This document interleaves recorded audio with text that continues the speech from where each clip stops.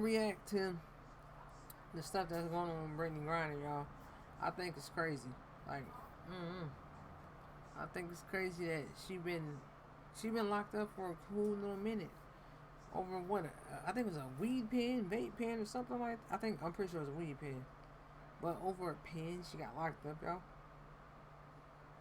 And she been, but I mean, in other countries, if the shit is prohibited and you come there with it, and other countries don't be playing, man. They don't just be giving you no slap on the wrist. I guess they try to, I don't know, they trying to make a name using her. I don't know, but I still feel like even if it's another country, I still feel like she been there for mad long, y'all. But before we get into this video, because I already been rambling a little bit, man.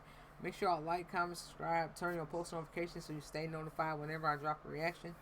Also, make sure you share this video. Share with your mama, your cousin, your daddy, your auntie, your grandpa, your baby, your baby's baby. Share the video, man.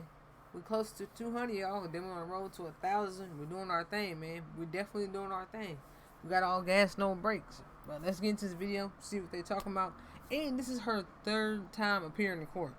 3 times for weed, man. Come on. People have done worse things than this. Let's get into it.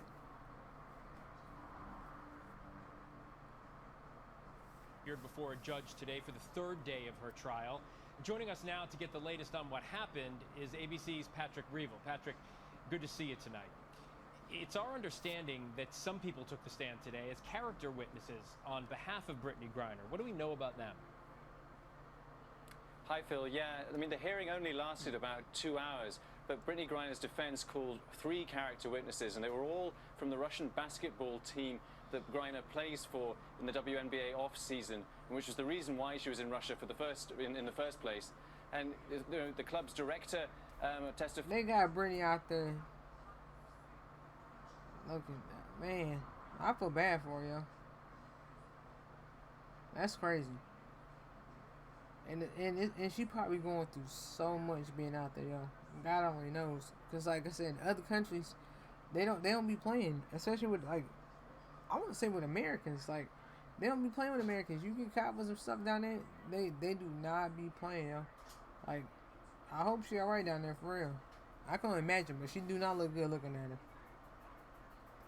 As well as the team's doctor and as well as a player, and they painted a positive picture of Griner, as you would expect.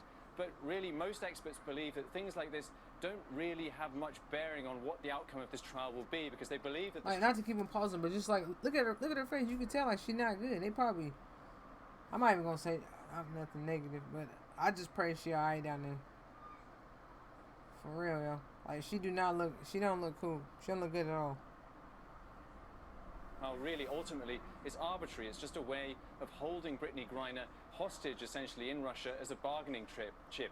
And so what that means is that the only way that there really is a hope for her to be freed is that some kind of deal can be reached with the U.S., perhaps as a prisoner exchange. Well, let's talk about that.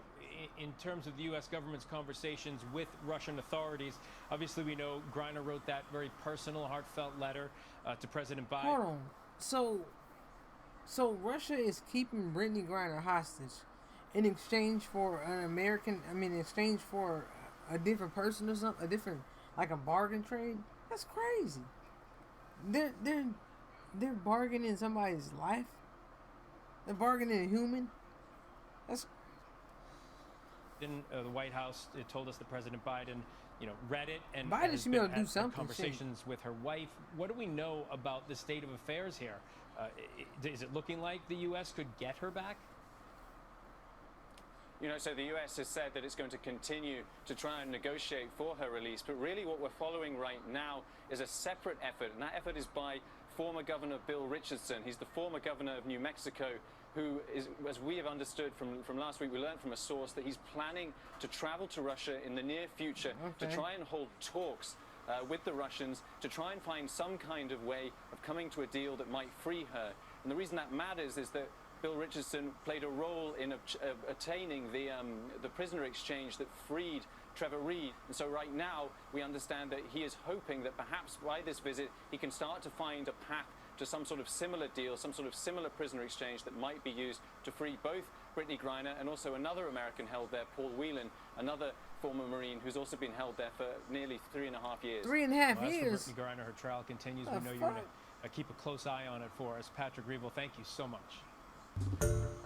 Hi everyone, George And Stephanopoulos here. Thanks for Let's checking out hope Russia don't keep her for 3.5 years. Russia shouldn't even be holding people that keeping nobody hostage for that damn long. You didn't have this person for 3 years, and America hasn't given you shit in years. Why not let that man go? They're not gonna give you shit. The man been there 3 years. But I really hope Biden does something that he's able to get Brittney Griner out, because she, like I said, all the girl did was have like a weed pen on her. Unless I'm wrong, leave a comment down below if y'all know more to the story. Maybe it's more than a weed pen. Maybe I'm mistaken. I don't know, because they making it seem like she didn't try to bring some coke across the damn country or something. It's crazy. But make sure y'all like, comment, subscribe, turn on your post notifications, man, so you stay notified whenever I drop a video. Make sure you tell a friend, tell your mama, your cousin, your daddy, your auntie, your grandpa, your baby's baby. Tell them we're on the road to the big 500, y'all. Don't sleep on me. We got all gas, no brakes. And until next time, turn me up, don't turn me down. Let's get it.